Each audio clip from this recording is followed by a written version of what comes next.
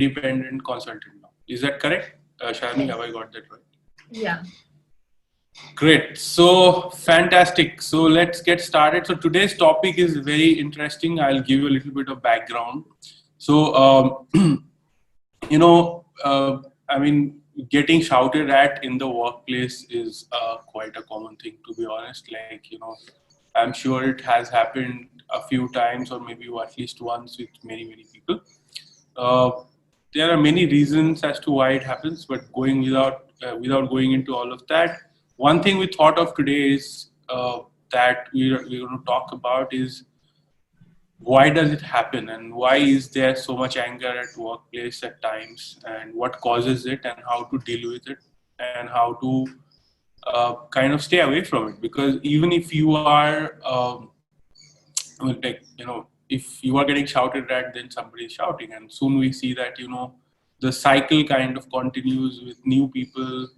Once you are a junior, then you become a senior, then you shout at your juniors, and it goes on. So why does it happen, and can we break that cycle? Can we deal with our workplace frustrations in a different way, in a better way? And this is a question that is important for me also, because sometimes I also end up shouting at people, to be honest. So, but definitely we want to learn to change that behavior. And this is an issue that is causing a lot of problem in a lot of workplaces. It's not restricted to, let's say, 10% of the workplace people. I'm pretty sure it is a pervasive problem from what I've seen in my experience and what I've heard from people. So Shayonee has been writing about it online and expressing very interesting points, and we thought that we put this together, and we also invited Behnaaz to join and share her experience. So great. So with that background, why don't we start by a quick introduction from the speakers themselves? So Shayonee, why don't you introduce yourself and then Behnaaz? Sure. So I graduated in 2012 from NUJS. And I started my career with 𝘀𝗶𝗴𝗁𝗲. Then in 2015, I moved to 𝘀𝗶𝗴𝗁𝗲, worked there for close to 3 years. And in 2018, I took a sabbatical with honestly no plan of what was going to happen in the future. And then I completely pivoted to a different career path. And currently, I pivoted into a freelance content writer, and I also do legal consultation, legal content writing. And that's been my professional journey so far. This topic is a little close to my heart because this is something that I initially faced a lot when I had just joined. And I think, like you pointed out, I kind of internalized that culture of shouting a lot. So when I became a senior, I think there were instances where I completely lost it, and it was not pleasant at all. In fact, to a great extent, all of this was affecting my mental health, I think, right from the get-go, which was when I was a junior lawyer. But I think it all I was kind of bottling it up, and it all came up suddenly when this cycle just perpetuated. And that's why I feel so strongly about it, and I am very vocal about it, because if there was anything that I could go back and change, it would definitely be this experience of at least me not having those outbursts at my juniors. So that's my brief introduction. Shayonee, I completely relate with what you're saying that, if there's one thing that I would like to take back, it's episodes such as that. So I actually have something similar as well. So I have a background in sales. So I've spent approximately 12 to 15 years in sales.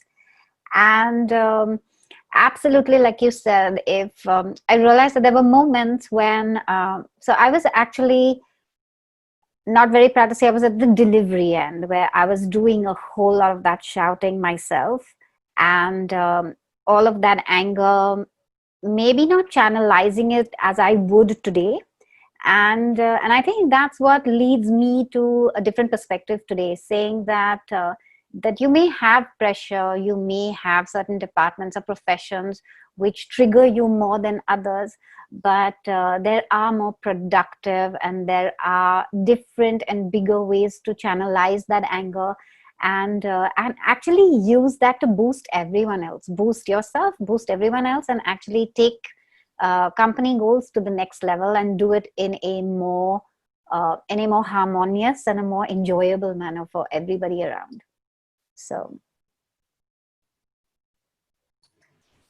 Great. So I think, it's something that, I have experienced. I think we all have triggers. We all have personal triggers and, like things that make us angry, or things that, make us so frustrated that we don't know what to do.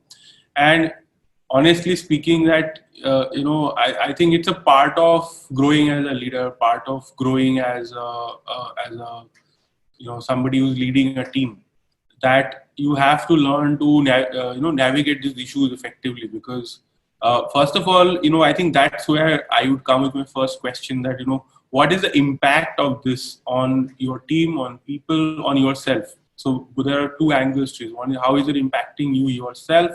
How is it impacting your team? And how is it impacting, let's say, the culture in the company?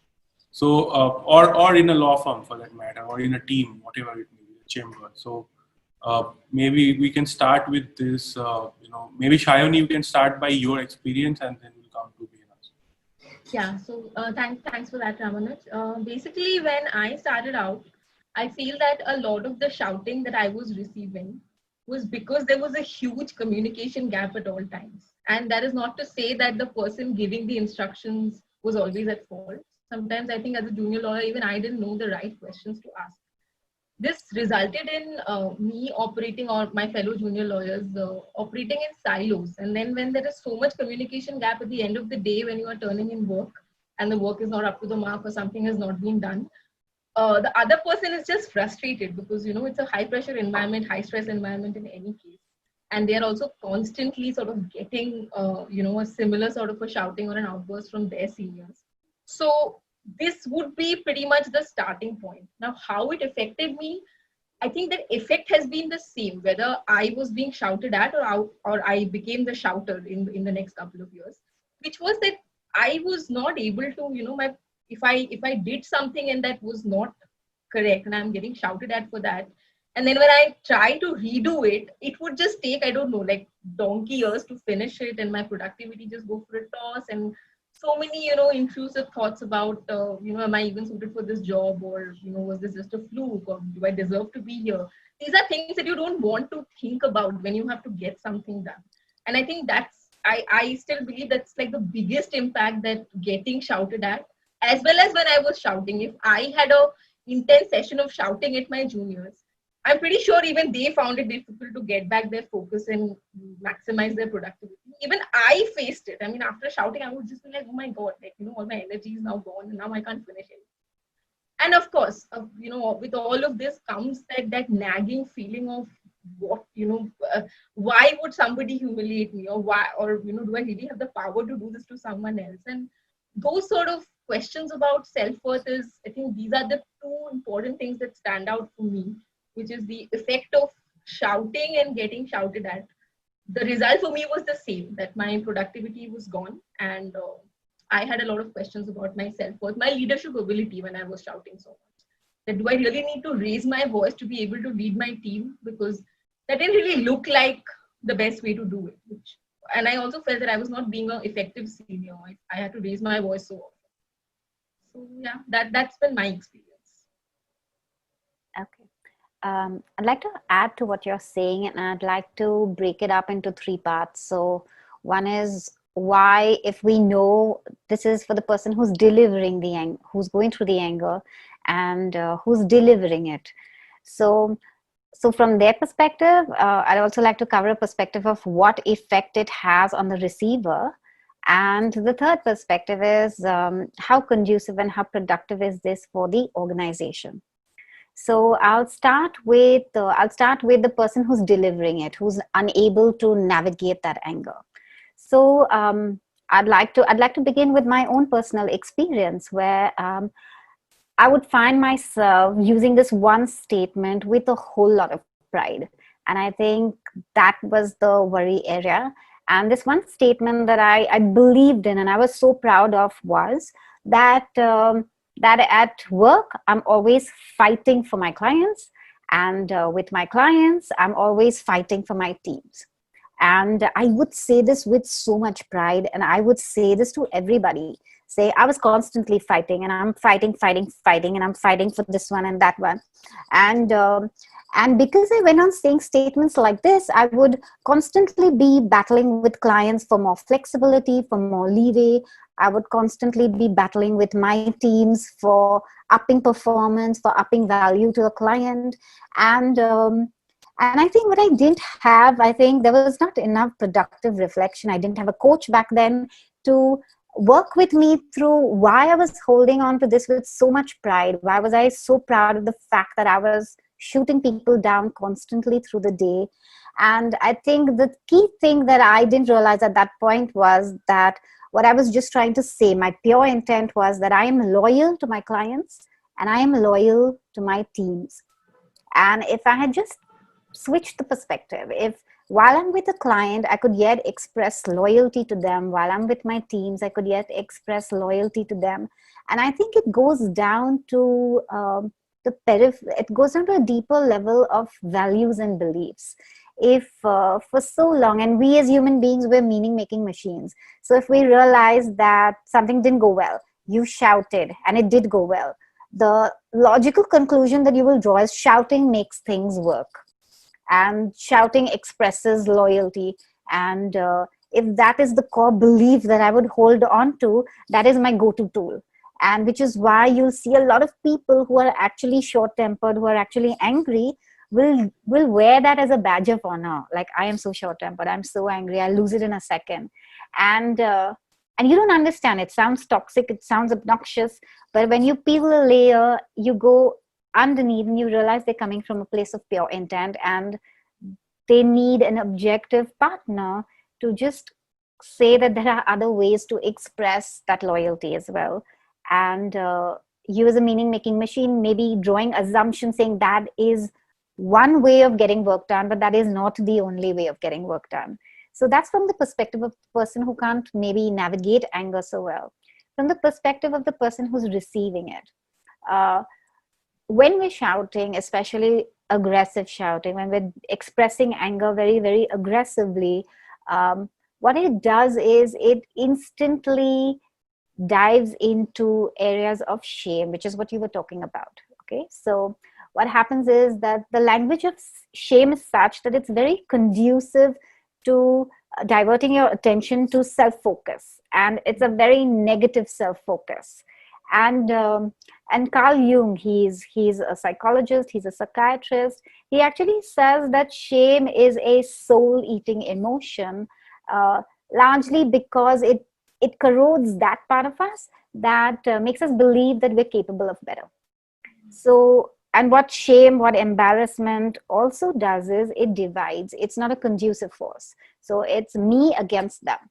Now, that is why people who are shouted at, people who are at the receiving end, you have not created a conducive ecosystem for them to show up their very best.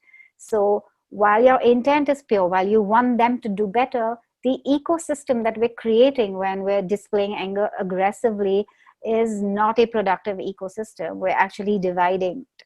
And therefore it lands up into all the places that you were talking about. Why it takes you sometimes longer to do a piece of work than you would ordinarily do when you're actually trying to fix it. And so that's from the receiver's point of view. And then you talk about the organization. So what happens is there's somebody who's displaying anger aggressively, who's drawing certain conclusions, saying that when I shout, work gets done. Then there's an ecosystem of the receiver where he's working from shame. Now, what this does to the organization as a whole is, while it seems, again, because we're all meaning-making machines, so while it seems that you've passed over the crisis, what you've also done is you're sitting on a blank check and you're not utilizing it, because you have this whole human potential at, who you can empower as a leader. You've drawn certain conclusions. The conclusions you've drawn are really, really very lopsided. They're 1/10 of the entire thing. And that's what it's doing to the organization. It's not helping the organization reach exponential growth. And in some cases, you're actually taking a few steps behind. So yeah, I think that's my perspective and that's my experience. If I could just add to this, Ramanuj, unless you have any question at this moment, can I just add another observation?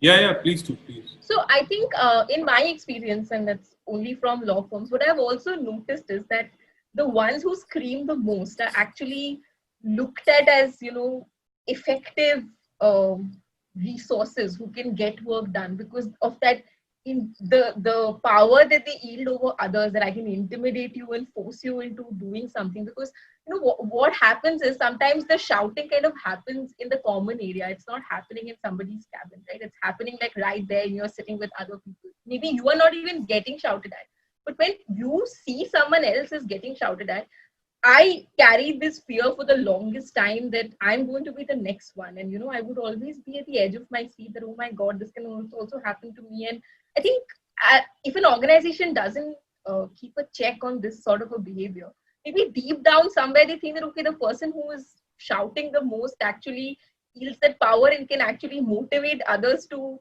get their work done error-free, or, maybe pull in the long hours or whatever the expectation is.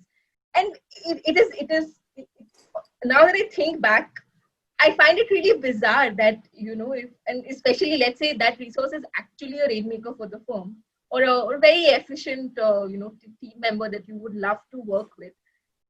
You kind of highlight this as a quality, quality that you should be proud of, that, shouts so much and has this baritone and can really like scare people off. I don't think it really has to go there. I mean, if the goal is to motivate others to give their best, we need not use that anger can be used productively instead of using that as the quality that, screams so much, screams head off. That is the quality that I want to focus on because others get scared and they get their work done. Personally, I feel that's just a very negative way an organization can operate. And that'll be very hard to maintain that, because if you're afraid of something once, twice, you get used to it and then it will not work. So the person has to shout even louder or say even worse things, and it has a huge. So the thing is that shouting doesn't work for a simple reason that it may work as a temporary solution, but long term that you're destroying loyalty, you're destroying connections. If people are working for you from a place of pride, from a place of interest, from a place of that's much better. I mean, it's definitely easier to shout at people, and it is much harder to build an organization based on good values and good work culture. But it's necessary. I don't think you can go very far by shouting. So that is one thing. I doubt if people would think. I can't even imagine people seriously thinking that shouting is an effective strategy in India. But I think there is more to it. It is not just because people don't understand that shouting is bad or it doesn't work. I think there is some kind of compulsive behavior, because we have learned something, we have internalized something, then we don't know what else to do.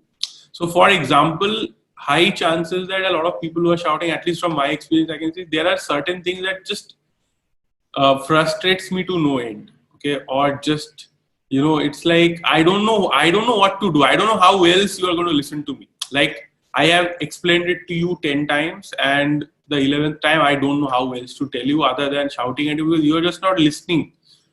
Now I have two choices: either I let you go, or I shout at you. Maybe it will work if I shout at you.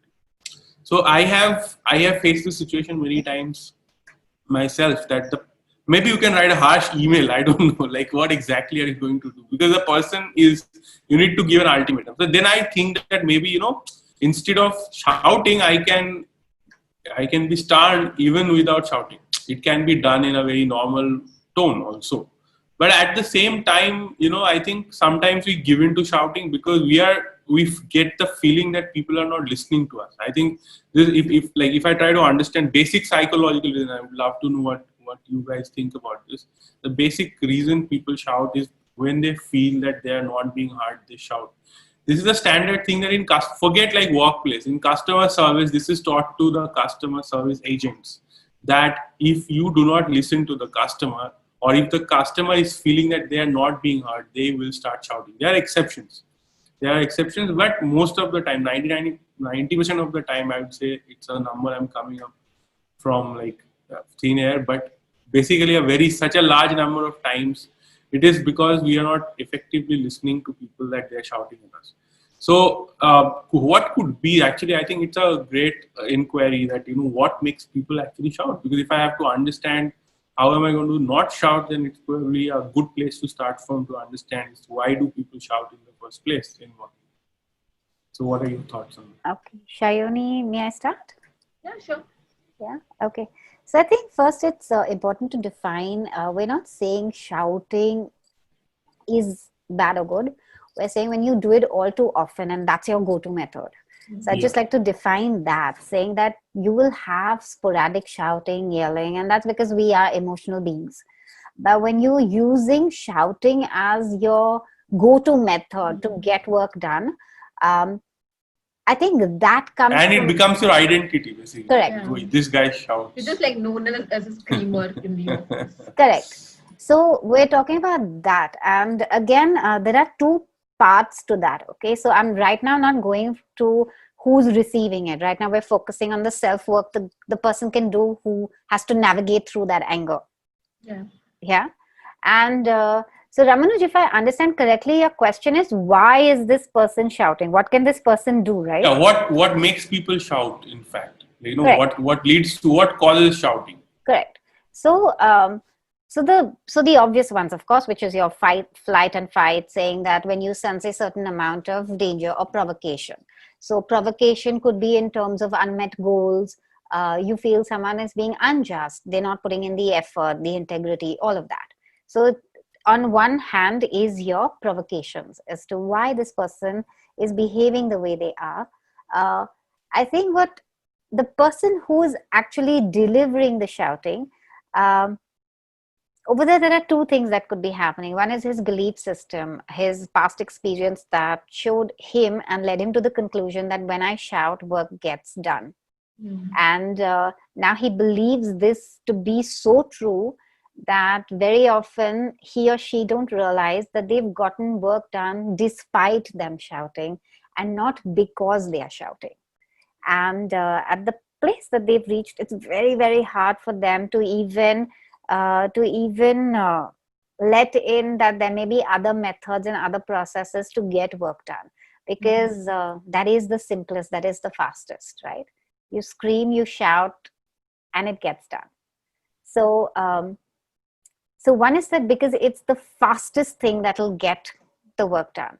I think what a lot of people don't realize is that this is a long-term precedence that they're setting. So again, the conclusion is, I got this done. But if you flipped the coin, and in my case, if I flipped the coin, I actually realized that I was using the shortcut to get work done. I was not exploring potential to the full ability, myself as well as my colleagues and as well as my co-workers. And I was just using a shortcut because I believed I had less time.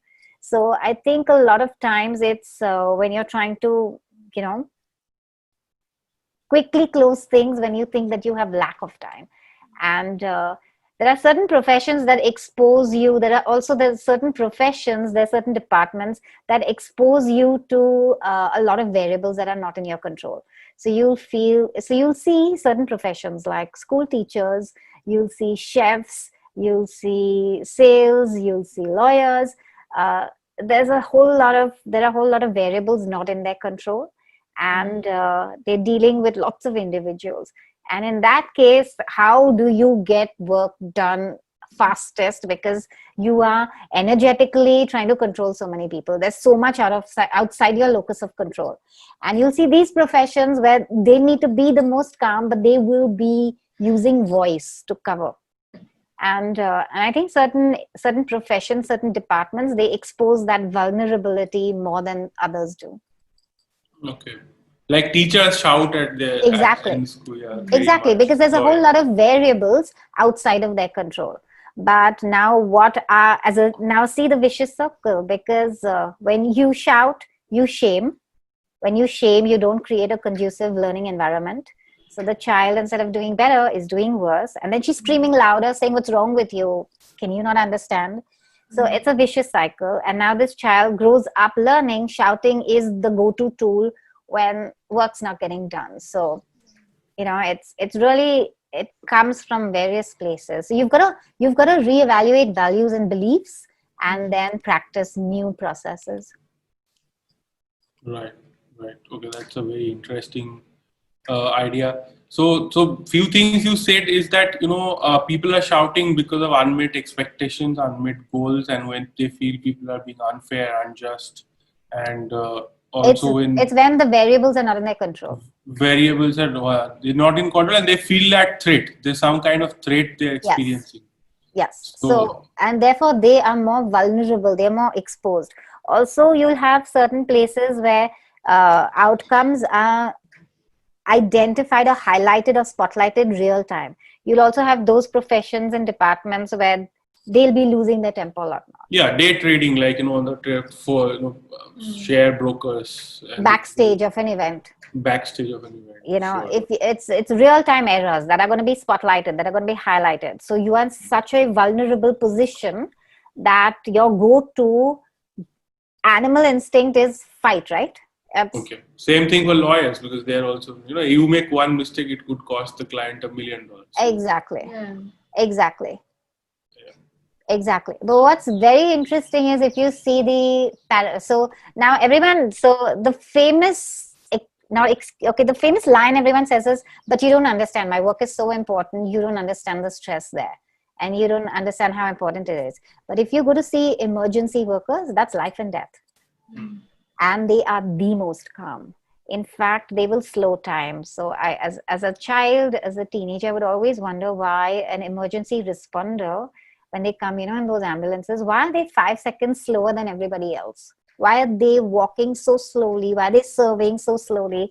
It's because they understand those 5 seconds to buy themselves time is those critical 5 seconds that are going to distance them. They've distanced themselves from the life or death situation.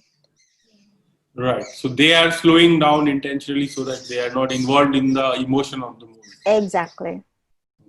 That's very interesting. They get to stay, So have you, in your experience, dealt with clients who have come to you with this kind of problems that, what is the motivation that people have for changing this behavior in your experience? I think the motivation for changing, I really don't think so much of it is third person. You will know when you scream, and this is for everybody, after they're done, everyone, if they're 100% honest, they don't feel great. They don't feel great, no matter what the situation was. A lot of times it was just a vent. And when you're venting with that much passion, you don't feel great. And I think the reason why they don't feel great is somewhere at our core, we all know that there's a difference between accountability and taking things personally. And accountability is when you 100% say, I'm going to do everything in my power to create the correct ecosystem for work to happen.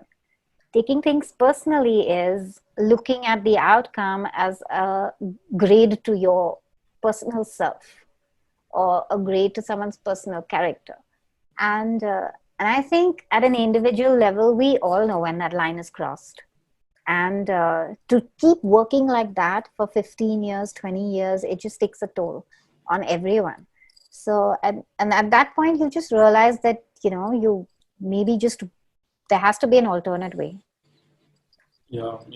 In my experience, there are a few people, if I walk with them, I end up shouting. So I realize that I need to distance myself from those situations altogether, because exactly. I don't want to be like, even if there's no other consequences also, then I don't want to be working in that environment. It puts a pressure on me. Like somebody, essentially for me, it's a signal that somebody is putting me under that kind of threat again and again. I don't want to probably working with them, or it's not even physically not healthy. Forget mental health. Physically, if I keep doing this, I would probably develop high blood pressure or something. Absolutely. Sure. So, interesting. So there are some questions also that are coming up. I'll take them in a bit. So I would request everyone to, post your questions. You know, that's definitely important that your questions, we want to address them. We'd be very happy to do so. But there are just a few more areas that we want to explore before we start taking questions from the audience. So, but I definitely request everybody to share your questions. And also one more request, if you can just introduce yourself in the chat, that'll be wonderful, because it's also a great opportunity to network with other like-minded people on this platform. So do share about who you are, where you are logging in from, what do you expect from this session. If you have some personal challenges that you're dealing with, you can share that as well. That'll be wonderful. Okay, so we have crossed more or less halfway through the webinar.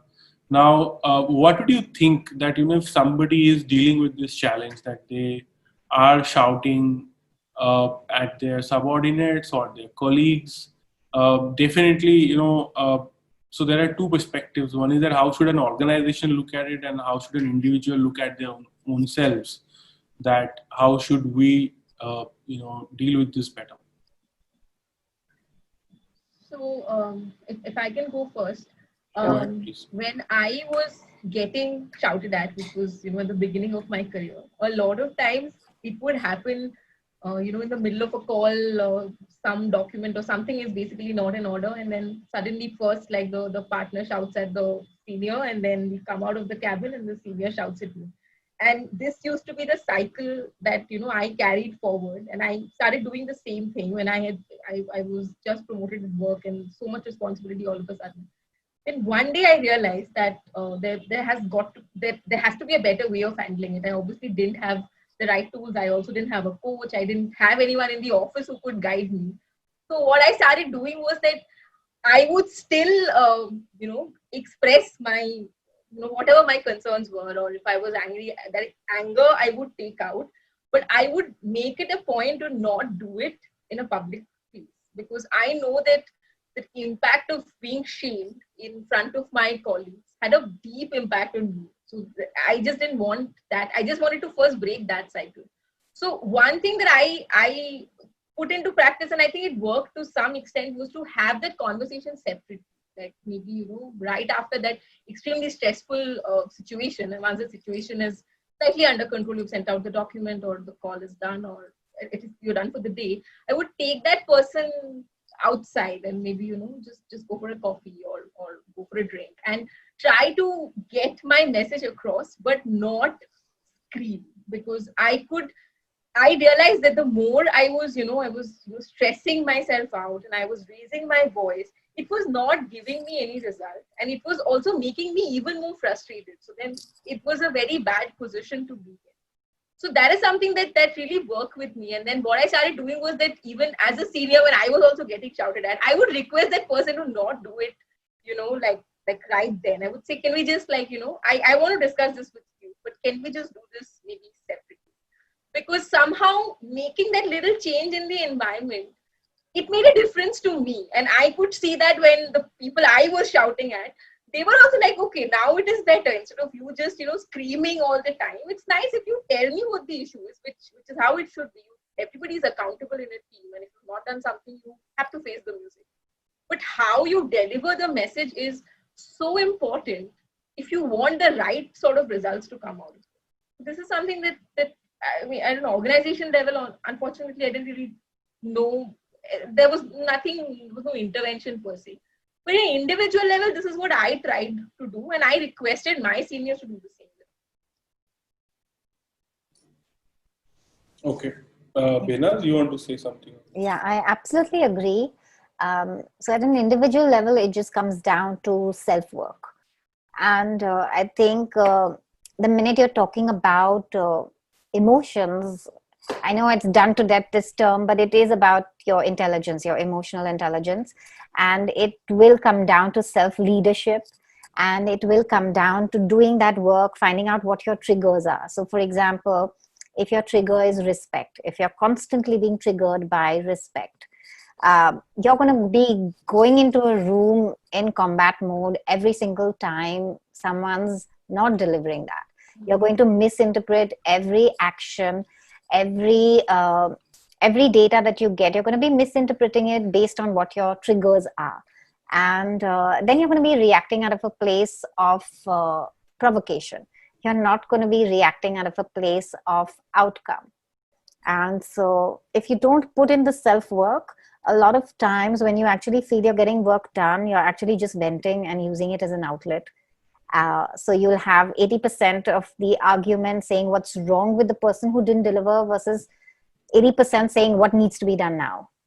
So, so it's definitely about doing, it's about the self-work, finding out what your triggers are. And I think a lot of times people spend a lot of times getting really angry when when everything's really heated and on fire. When the crisis is past, there will be very little productive reflection. There will be, now what's the next goal? Now what's the next fire we're going to fight? But, and very often you're again fighting very similar fires.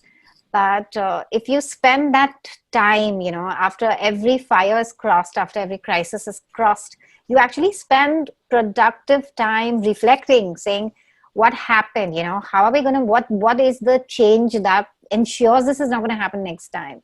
I think a lot of us don't spend enough time there because we're just like celebrating and then looking for that next fire.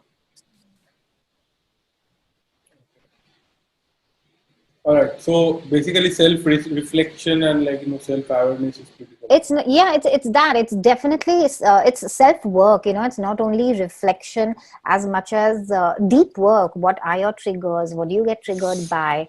What are the environments that you're just reacting? And it's a lot of question. It's questioning your process basically, not only introspection, and that has to end with what are the new actions. So it can't end with, okay, now I've spent like 1 hour in deep thought, but then you've got to spend the next hour identifying the new action. All right. I think the trigger point is really interesting because sometimes what happens is, in a law firm scenario at least, when the client is, you're on a call or you're in a meeting and the client is unhappy about something, and that sort of the feedback is real time and they express that this is not worked out the way they expected to. It is almost the moment the client says this on a call, that thing is just coming at you. So if you are sitting on that call and you are like the mid-senior level person, you're going to face that from the partner right after the call is over. And as soon as you face it, you need an outlet because it's like, it's hit you. You have a long day at work and you have so many other responsibilities, so many other fires you have to put down. That you are just like, I had worked it out to that accuracy that I knew that, okay, if this is going to be this call where the client says, oh, this was not done, I knew that I am just going to go out and I'm going to have this outburst. So sometimes I was able to keep a check on it and have this, this civil conversation with the other members of my team that, this happened and the client was not happy and maybe we should look at it again. But it's not always easy. Sometimes your fuse just goes off because the matter is that sensitive and you're really pressed for time. And like Ramanuj said, even a single mistake, like mistake in 1 page of a 50-page document can cost you immensely. So I think then the rational mind just takes a back seat and you are just trying to protect first yourself and then kind of your reputation. And then what do? You can't just keep thinking. So you have to just pass it on. And I think most of my shouting at least was happening, even when I was getting shouted at, it was just like that passage that my senior has got it and now he just needs an outlet or she needs an outlet. And it was the same with me. So I think identifying the trigger is when you reflect is extremely important. Really helps later. Yeah, and it's work in progress. I mean, here we are talking about it. And there are yet moments, there are moments, personal moments, professional moments where it, like you said, you use it as an outlet. But I think even when you're using it as an outlet, I think the differentiator is the mindfulness, knowing, acknowledging, that this is the anomaly. This is not the pattern. And if that's the anomaly, and then you take your lessons out of the anomaly, saying, what am I going to do differently next time around? I think that's what growth is, right? That's what learning is. In fact, there was someone who once told me that he was a fresher, and we didn't really, I didn't start on the right footing because I obviously was not investing so much in this self-work. And then one day she told me that, maybe it is better that whatever these observations are, I will be able to handle them better if you send me like an email, like point out the things that I'm not doing right, instead of having this conversation where you raise your voice and this becomes confrontational. It sounded a little odd to me, but I was like, there's no harm in trying it. And eventually it worked better. I mean, we had a better working relationship. So maybe sometimes not everybody likes those conversations as well, right? I mean, of course, when you're shouting, nobody's going to enjoy it. But even when you're trying to maybe point out the problems like that, sitting in front of someone, maybe even that the recipient is not that open to it. So I think it's also about working out what works for especially in a law firm or at your workplace where you have to work with other people. The challenge is also to work out the best way in which all of you can survive and give your best, instead of, I don't know, I mean, it's just, I think that probably is the right way to look at it, because at the end of the day, you want the work to be done and do something that you are proud of and have a good working relationship with your colleagues. Yeah, I agree. It's the narrative that you keep saying to yourself, and everything we do is based on the narrative and the conclusion we take out of every episode. So when you shout and you get work done, one narrative that keeps repeating is that this is a very effective method of working. But if you actually flip that narrative saying, what am I missing? Why is life on loop? And when you ask that question saying, what am I missing, is when you're even open and curious to a new way. But that's very hard, right? Because you've done it for so long that you think that is the way. Yeah. Great. So I just want to add a couple of things from my experience. I think a lot of times we hire wrong people and have the wrong expectations from them, and that leads to very repeated situations which kind of it's just a not good fit. That person is not going to deliver, but you are investing and investing and investing, and then you expect some results, and then there's a mismatched expectation. Another very common situation is where let's say somebody is just way too junior, and you should not be working with them, and you should be having maybe working with more senior people who have more skills, and the senior person should be working with the junior person. Now, these kind of mismatches, organizational mismatches, can lead to a lot of problems.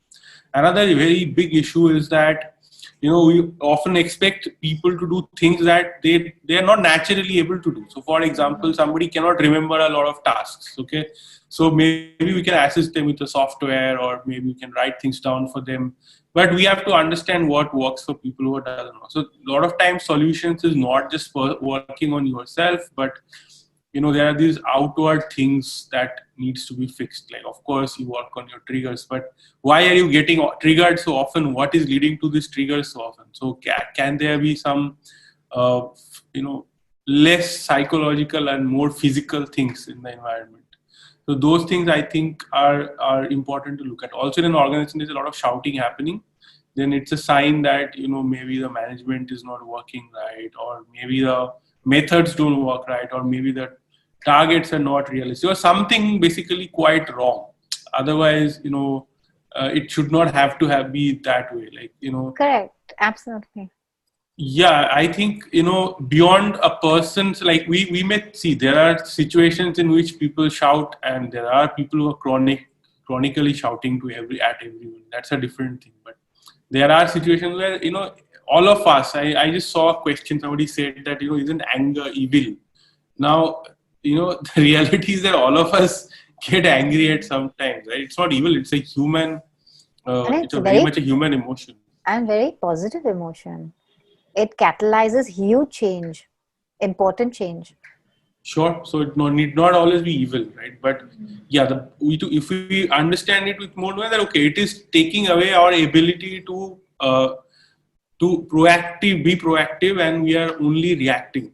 And in the reaction, in anger, people can make wrong decisions. They can make sometimes actually a decision you're not taking because you're angry, you take it finally. So then it might be positive for all you know. But at the same time, like I think most of us would like to act proactively and not reactively. You understand that reaction comes with a huge cost. So, but apart from changing our own behavior, there is a lot of reasons to look at the organization. Is it workable? Like, whatever we are asking people to do, is it really workable? Or are we just, creating these situations repeatedly for ourselves because we are not paying attention to what is possible, what is impossible, what is not going to happen? And then, so for example, if like, this is something that I have seen, like, I have heard from so many lawyers, deal lawyers, that their junior has forgot to do all the deal compliances. Okay, like they forgot to file ＨCGPA form. Shayonee is smiling. I'm sure you've heard it. How many times? I don't know. Okay, but it's really funny that why isn't there a checklist that is given to the junior from the get? It has happened 20 times already. This can happen again. What exactly have you done to ensure it doesn't happen again?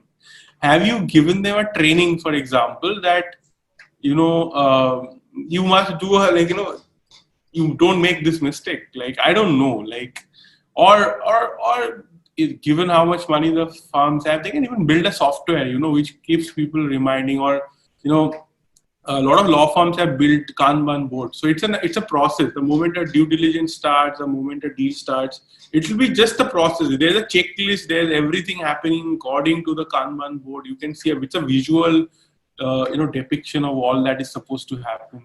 So, there is no chance of missing out anything in that. Like, software developers, for example, have such a great mechanism for collaboration, and lawyers use very few tools compared to software developers. And lawyers' work is quite complex. Like, software developers' work is complex. Like, sometimes there are 10 developers together developing different parts of a software, and until one part is built, the other part cannot be combined, and it's highly complex as to how it is all going to come together.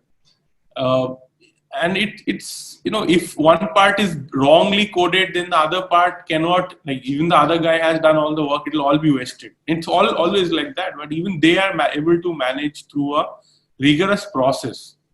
And those processes are not always present in law firms or even in other organizations, right? So I think a lot of things can be taken away through processes and tools which are not explored. So I don't want to leave people with the impression that, it's always your personal journey and development and finding triggers and all of that. Beyond that, a big thing I think is our environment. The way we build our environment and the tools we use have also a huge impact on this. Yeah, and the people you work with, so I'm sorry, like, this one thing just came to my mind that, there are different people have different communication styles, right? So you can actually do a Myers-Briggs test, or there are so many other psychological evaluations which are now freely available on the internet, for that matter. But once you do those tests, you will be able to even predict that what will trigger whom. Okay, like, or you can even see that, that, okay, if we put these two people in a team, there would be a conflict, right? So even I think that is something that can be worked upon, that you can identify people's communication styles or personality and build better teams which are, like, more will work together better. You can predict that, okay, there's this much higher chance, 20% or 30% or even 70% higher chance that these people will communicate well with each other and not lead to regular outbursts. So I think those things could be worked upon. What do you guys think? So I'm really glad you went into the details, because I think I should have clarified. So when I'm talking about the self-work, that's the first leg. The second part, which I was talking about, which was questioning your narrative, saying, when I shout, work gets done. And I was asking the second question, saying, what am I missing? I think you've covered very, very, very well that question in terms of what could you be missing. And I think that's what that question would lead you to. So what are the processes? What are the system changes? What is it that you're missing? And I think it's a dual combination, absolutely. So the first part is you've got to do your self-work. And the second part is the question saying, instead of coming to the conclusion saying, I shout and work gets done, the question is exactly like what you said. What am I missing? What am I missing in the system? What am I missing in the process? What am I missing with the training? All of those questions. Why are so many do or die situations? Exactly. So that's the question, saying, instead of just celebrating, saying, this is how work gets done. The critical thing is, once the crisis is over, to spend time on these kind of questions. Okay. The competence. In fact, to questions. take from what Ramanuj was saying about the processes that usually law firms definitely lack to a great extent, I would say that to just give some actionable items that one could follow from personal experience, what I have realized is that identification of this communication style is so important when you are just starting out. Like very minuscule things. For example, I have worked with certain people who on calls want every important page to be flagged with a particular type of sticky note. It's an idiosyncrasy, but if you just, if you're able to pick it up and you prepare your paperwork prior to an important meeting or a call, you're going to save a lot of hard work.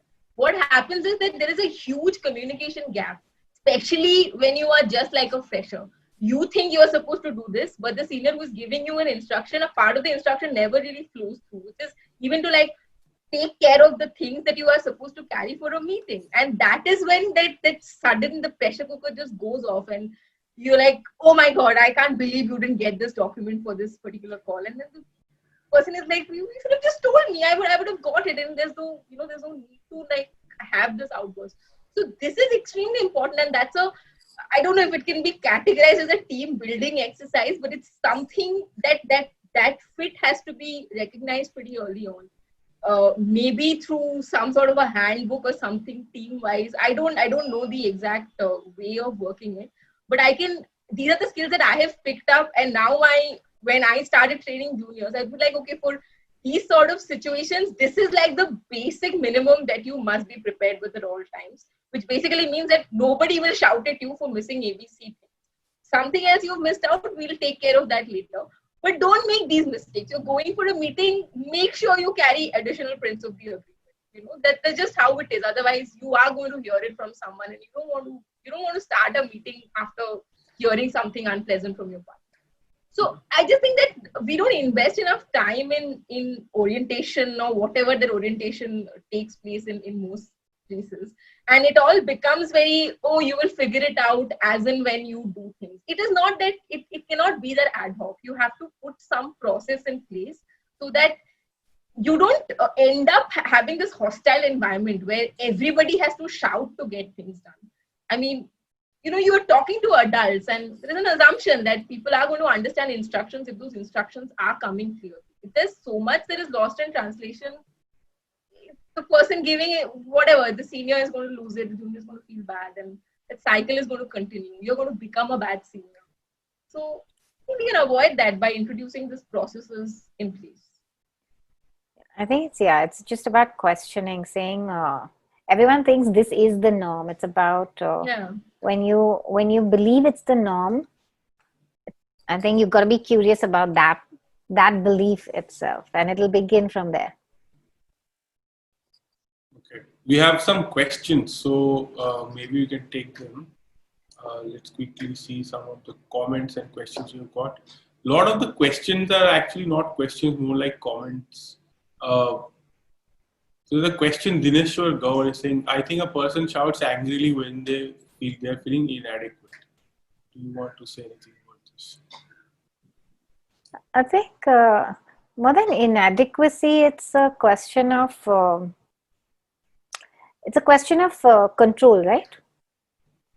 It's about variables again. It's about how exposed you are, because it's your credibility on the line. It's your hard work on the line. You're on the line. And I think it's not about inadequacy. I think it's about, the fine line. When a person's shouting, I think sometimes the lines are blurred versus how much am I accountable for and how much is how much is the outcome going to determine my self-worth? When that too much is, when you put everything saying the outcome determines my self-worth, I think that's when the lines get blurry. But it's not about, I don't think it's about inadequacy, but it's about when accountability has left and it's entered the land of taking it really, really personal.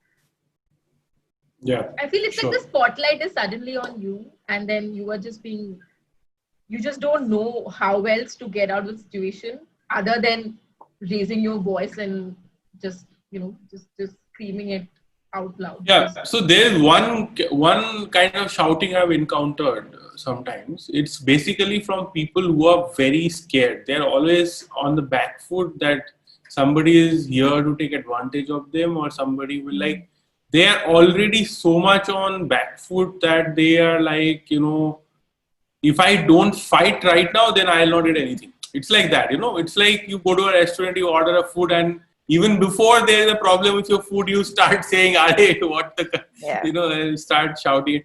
And this happens. I have, although it's very rare, but I have come across people like that who believe that if they don't shout, they won't get the right treatment. They won't be treated like, they need to be really hard and really like, go, shout at people and all of that to get even like a normal treatment or a normal work or to be treated fairly. They need to shout, and it becomes their belief. Correct. I mean, it's a very hard situation to be in. Yeah, it's a mixture. Yeah, it's the mixture of the narrative you're running in your head, saying, I need to do this to get this. Yeah, but that's very different from a person who's threatened sometimes, and at other times they're trying to be at least not shouting. Right? So this is important. Okay, Kanika Upadhyaya has written a lot of comments, but I mean, I'm not sure what the question is in it. It's about, seniors are shouting, if you go and ask questions again and they're shouting at you thinking you are being recalcitrant, and they're lambasting you saying that, why are you challenging my views or opinion back? So anything you want to contribute on this, Shayonee or Behnaaz? Yeah, so I think I understand the frustration when, you get to hear things like you can't do simple things, you're good for nothing. I think it's also important to sometimes realize that the shouting is not personal, unless of course you're getting bullied, which is a completely different topic. A lot of times, like we were discussing, it is coming out of, there's a lot that's happening in the background. So if you are, let's say you're going to a senior, not even a partner, just like a senior associate, and asking the same question again and again and again. Look at it from their perspective, right? They've already got like a lot on their plate, and they're generally, I mean, it's not a fun situation to be in. So sometimes when these things come out, like, you're good for nothing, they don't really mean to attack you. Sometimes it just, I think the lack of the right vocabulary to deal with these situations. They just don't know how else to express their frustration other than using words like you're good for nothing. Also, maybe sometimes not realizing what a bad impact that's going to have on the junior, which was the case that I was discussing vis-a-vis my experience. The more I heard that I was good for nothing, the more my self-worth was going down the drain. So it is not necessary, of course. I'm not saying this is the only way in which... No, this is not the right behavior that you are being subjected to, but at the same time, see, we also interpret a lot, right? We interpret what people are saying, what they mean, and all of that. And we don't see it for what it is. So you should not take it so hard on yourself. It is not I'm sure it's not a judgment on who you are and how good you are. Some people are also at the same time, I think, sensitive. They are, we have different sort of personalities, and some people respond to even the slightest criticism. They take it absolutely too hard. They think it's about how they are as a person. They don't look at the feedback vis-a-vis the work that they are doing. They look at the feedback vis-a-vis themselves. So when, if that bad criticism is coming and you start thinking that, oh, I am not suited for this job, that is when things have started going south. And I think the best way to nip it in the bud is to have that conversation. If not at that moment, may not be ideal, because you are just going to irritate that person even more. once things have calmed down, that's the approach that sometimes I have taken, or people I have worked with, and when I have been the shouter, they've done the same. They've just come up to me later and said, we need to have a conversation. This was not nice. I didn't feel good about what you told me. And it takes work. It takes work from both the parties involved. Because it's Yeah, there's a lot of times I have apologized to people saying that, I'm not going to shout at you anymore. This is it. And, So I empathize with you, Kanika. But I mean, there has to be some systemic changes. But imagine, I have seen some crazy situations. Let's say I have hired somebody after trying and testing and, everything. And then that person is making grammatical mistakes and 20 of them in a document, right? Then am I supposed to sit and correct your grammar? First time I do it, second time I do it. And then there's a point I'm like, what the hell? I don't know what to say anymore, right? What is going on? I think with both the processes, it comes down to, after you have that conversation, also identifying what are y'all both doing differently. Yeah. Because if you just have a conversation saying I felt bad or good, or if you just talk about feelings without translating it into practical action, it's not going to take anyone anywhere. So you've got to close that loop saying that, okay, yes, this happened. And these are the 3 things that I'm going to be doing differently. These are the 3 things you're going to be doing differently. And I think you've got to close it with that agreement for it to be a conclusive... yeah, and maybe even put it in writing in some form. Absolutely. So it's an agreement. Absolutely. And then you have milestones. It's not a one-time conversation. So then it's like a garden, right? You can't just can't say I had that conversation last month. But you've got to constantly then... nurture that process. So, and these are very simple things. They're just everyday things. But those are the things that eventually will, make that big difference. So after the conversation, you've got to identify the new action, and then you've got to follow up with that new action with milestones. And set up like a periodic check-in, just decide that once in a while you're going to have that chat, and I think always make it clear, especially if you are the shouter, and when you're having this conversation, that person should be comfortable enough to come to you and tell you that this is what they are not okay with, and then only then I think the shouter gets to realize what they have to work on. Otherwise, I cannot independently assess what all I'm saying, where all it is going wrong, unless the person who's getting affected by it is actually telling it to me in so many words. So for me, I think even establishing that comfort level with the people I'm working with was important, because a lot of times I was not able to go up and have that chat because I just didn't share that comfortable relationship. And I was like, okay, uncomfortable, don't want to talk about this at all. And I'll just bury it. It necessarily is not the healthiest way to cope with that situation. Okay, so there is an interesting question. Is there a proper induction or training program for fresh associates and interns? It can work on communication gap. And investment is something which can serve long-term goals. When you want a good return, change strategy of investment. Don't consider it as spoon feeding. Anything which can help both sides is not absurd.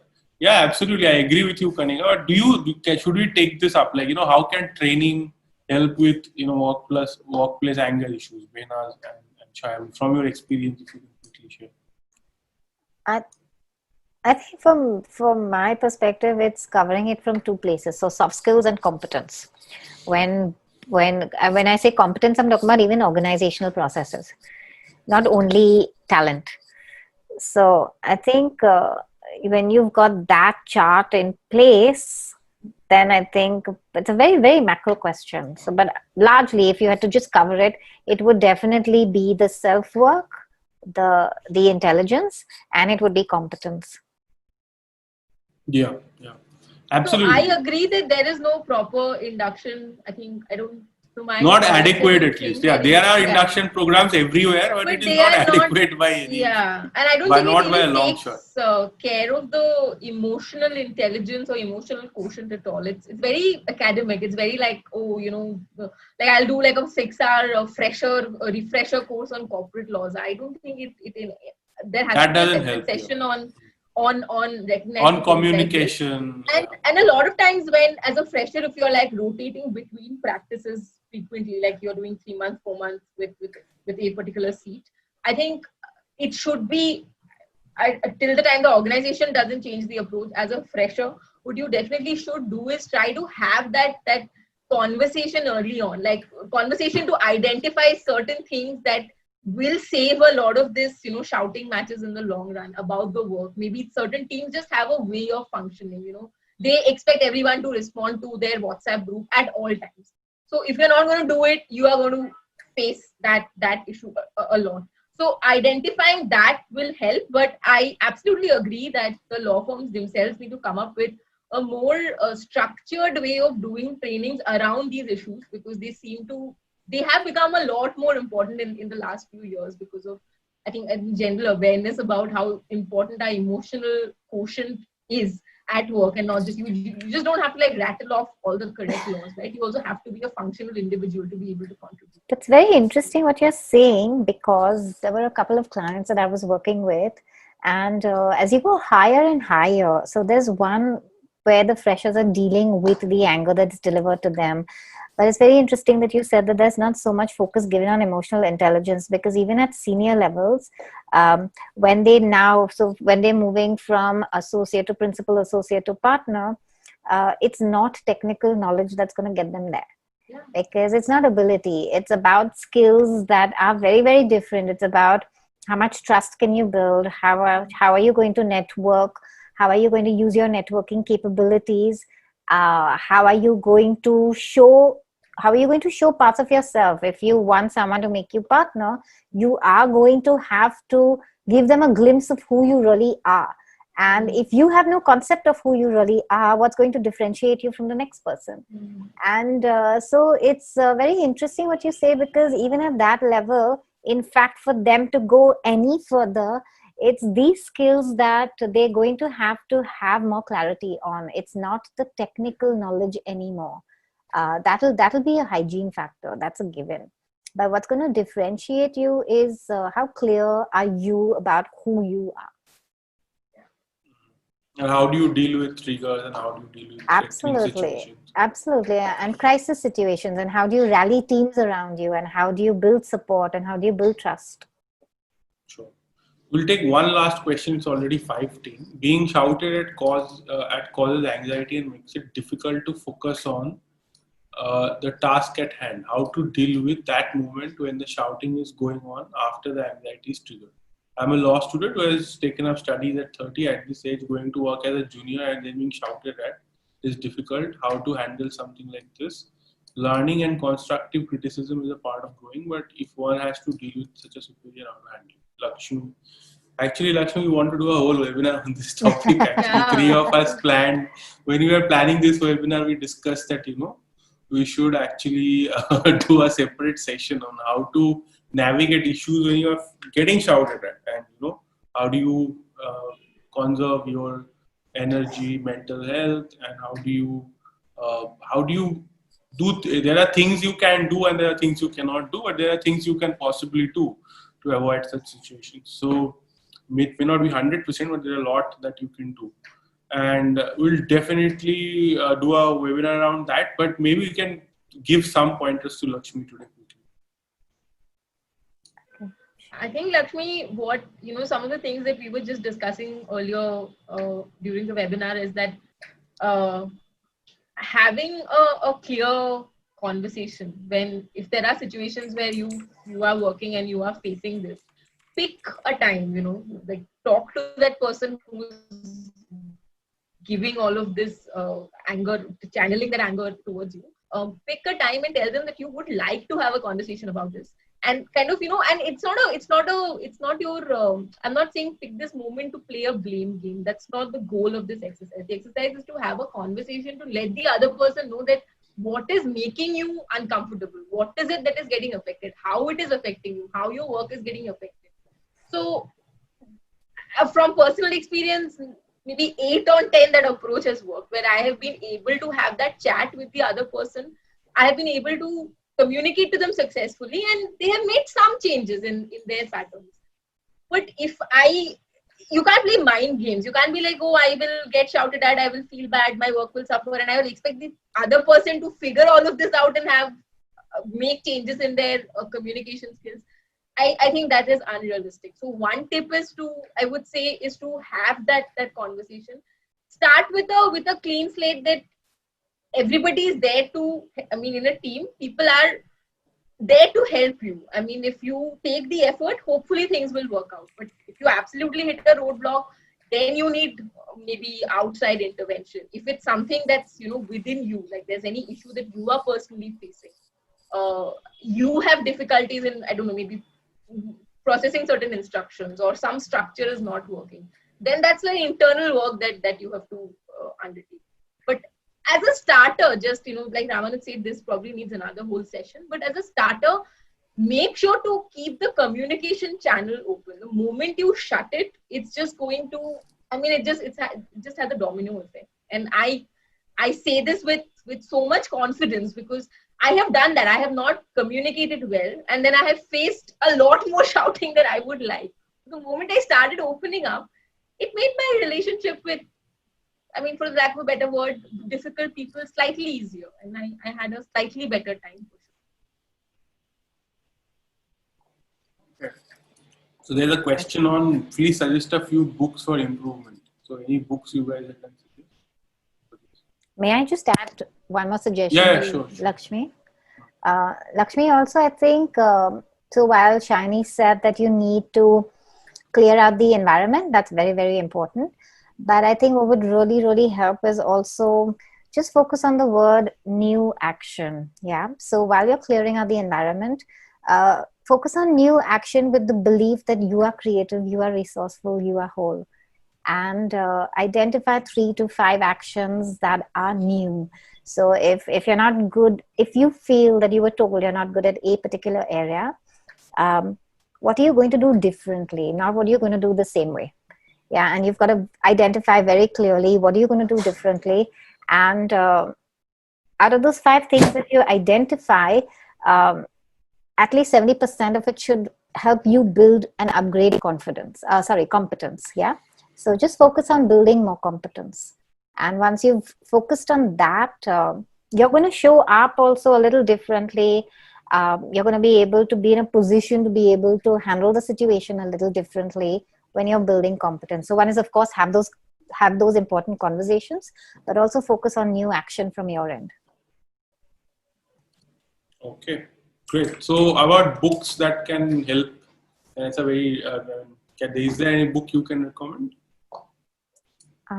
I have actually read Soft. I forget the author. I really like the book. There's one here actually. I can't find it. Okay, what got you here won't get you there. I really like that book. There's another one called Thanks for the Feedback. I think it's by some Harvard Business School negotiators. I mean, don't just go by the title. I know it says feedback, but it also talks about a lot of difficult conversations that you are having at workplace, or maybe, you know, in your personal life, where people tend to sometimes not use the right words, or you may not come out of it feeling very well. It really helped me, because I remember why I bought the book was because my first appraisal was terrible, and I was like in tears, and I kind of like, I had to take a step back to realize how these conversations are going wrong and how they're affecting me. And that's how I stumbled upon this book. So I always recommend it to anybody who's just starting out, and you are going to hear a lot of things that will feel like personal attacks, but they are always not personal attacks. So you can check out this book. It's not anger management, but it will help you to maybe to an extent process the conversations that you are having. What is the name again? Thanks for the Feedback. Thanks for the feedback. Okay, yeah. Great.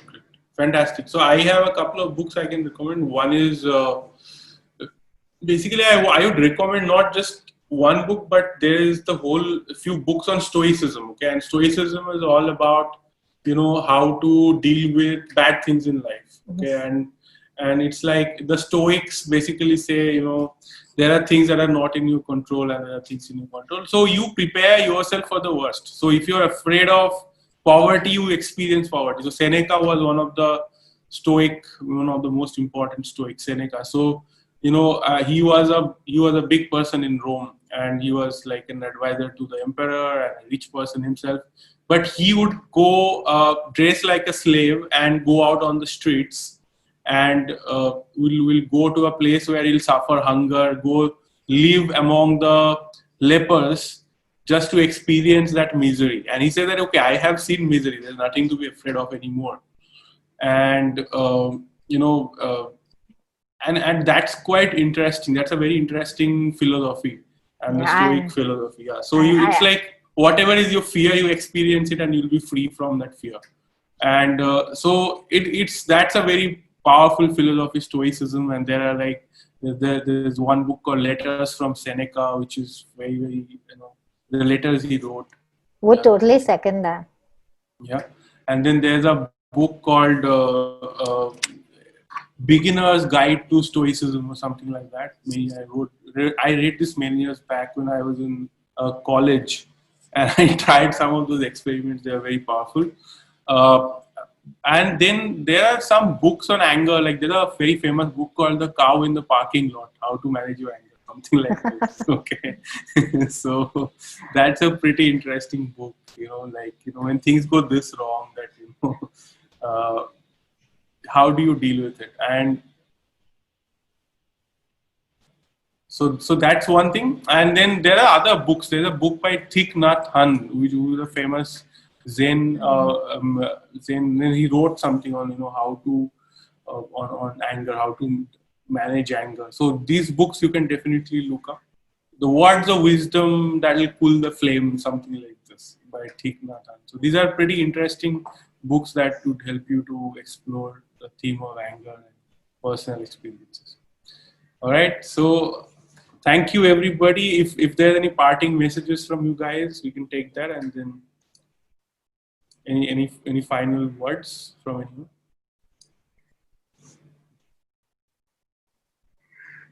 Shayonee, Behnaaz. Yes, I think largely what I would say is just focus on outcome, irrespective of whether the delivery end or the receiving end. Focus on the outcome you want for yourself. Focus on the outcome you want for the organization, and question a narrative if you've been playing it out too long and it's getting you back to the same place again and again and again. And just ask yourself, what are you missing? And I think that's a great place to find new information. Wonderful. Great. I would just like to say, especially those who are new to the profession or just going to start, that just remember that you are not the only one who's facing this. There are so many of us who faced it, and so many of your contemporaries who are also facing it. So try not to look at it as, I'm the only one who is that bad that is getting shouted at on a regular basis.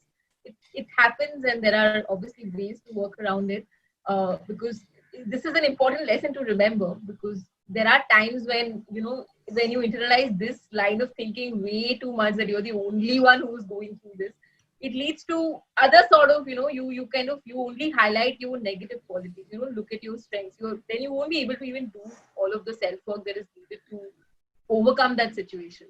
So remember that you're not alone. There are resources, there are people who can help you if you're facing this issue. So keep that in mind, and like Behnaaz said, always focus at the outcome. Like treat this as, for lack of a better word, like a rite of passage, and remember that you will be able to see light at the end of the tunnel once you get through this.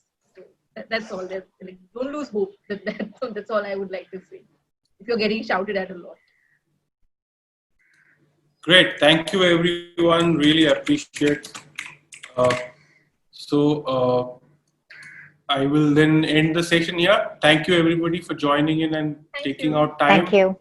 And also request all the attendees to quickly, to give a feedback to us. And also, we'll really appreciate if you share whatever you learned or your thoughts on LinkedIn. Tag Behnaaz, tag Shayonee, you can tag me and LawSikho as well. We'll really appreciate any kind of feedback that you may have. And it would also help, to spread the word, spread the ideas that we discussed today. So that will be a big, big contribution from your side. Please do write about it on your social media. Thank you very much, and have a great day. Thank you. See you.